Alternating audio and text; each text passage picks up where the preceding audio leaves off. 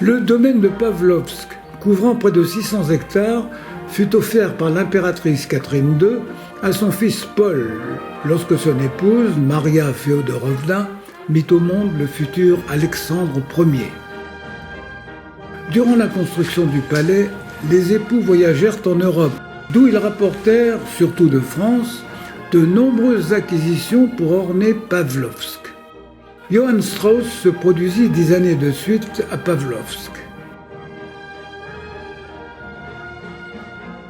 On pénètre dans le palais par un vestibule décoré de statues de bronze dans le style égyptien.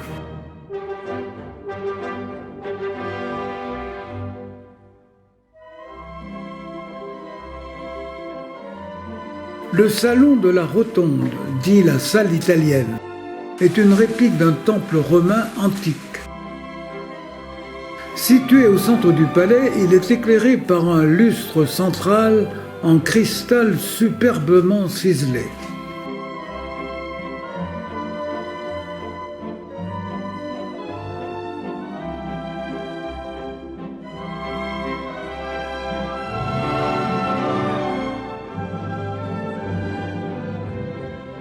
La bibliothèque de Paul Ier est ornée d'une tapisserie de la Savonnerie et d'un portrait de l'impératrice Maria Féodorovna.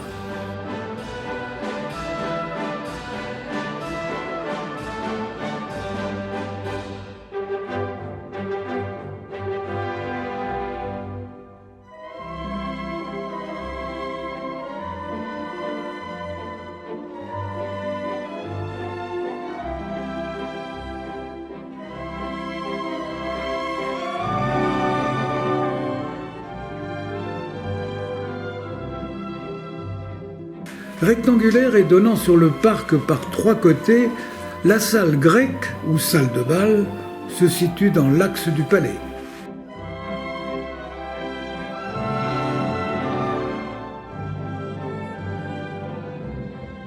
La galerie des tableaux du palais, où se déploient, dans une salle incurvée éclairée des 2 côtés, les nombreuses œuvres de peintres flamands et italiens acquises par le couple impérial lors de sa visite dans les différents pays européens.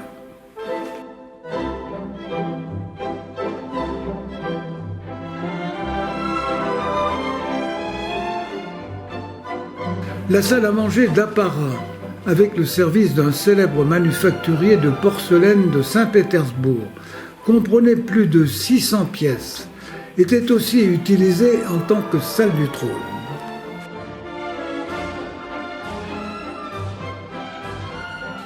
La salle des chevaliers héberge une collection de sculptures antiques des 2e et 3e siècles.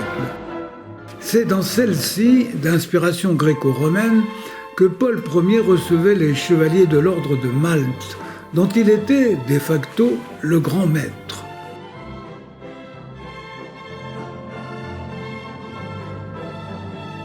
Après l'assassinat de Paul Ier en 1801, Maria Féodorovna y vécut jusqu'à sa mort en 1828, et Pavlovsk restera une résidence de la famille impériale jusqu'en 1917.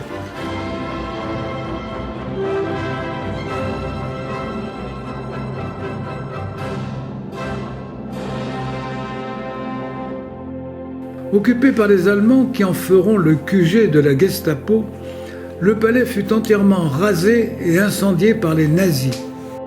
Paul Ier étant d'origine prussienne par sa mère, seule sa statue fut préservée.